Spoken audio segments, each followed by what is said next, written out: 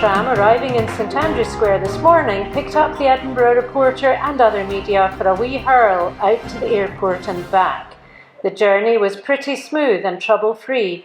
The £776 million tram line is still undergoing testing at the moment, but the final date for public launch is not yet known.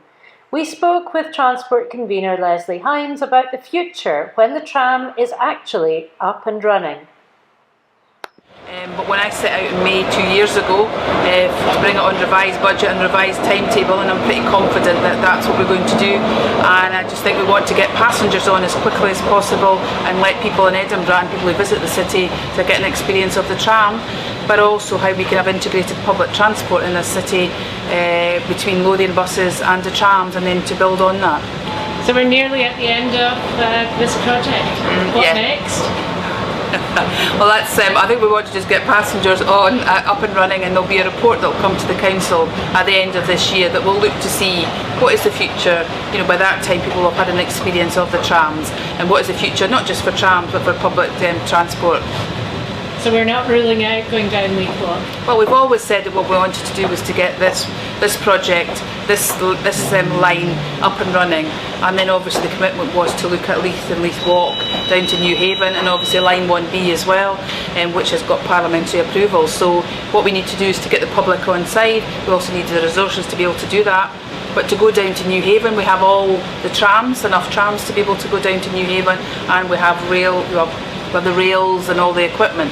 So, but we need the public on our side, and we also need to make sure we're timing it very well.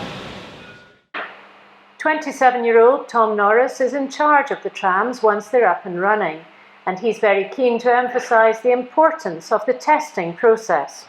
Well, we've already announced that we'll start in May. We're in a really intense period of time at the moment. As most people have noticed, we're now running timetable tests across the whole line, so it's very intense, it's very challenging for us at the moment. We've said May, and we're sticking to that at this stage, and as we get closer to potential go live, we'll announce in the early part of May. And what is it about the testing that makes it take so long?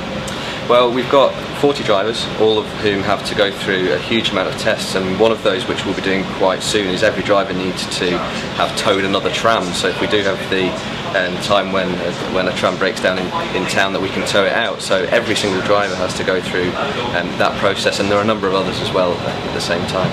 And who is it that actually will give you the big green tick and tell you that you're able to go?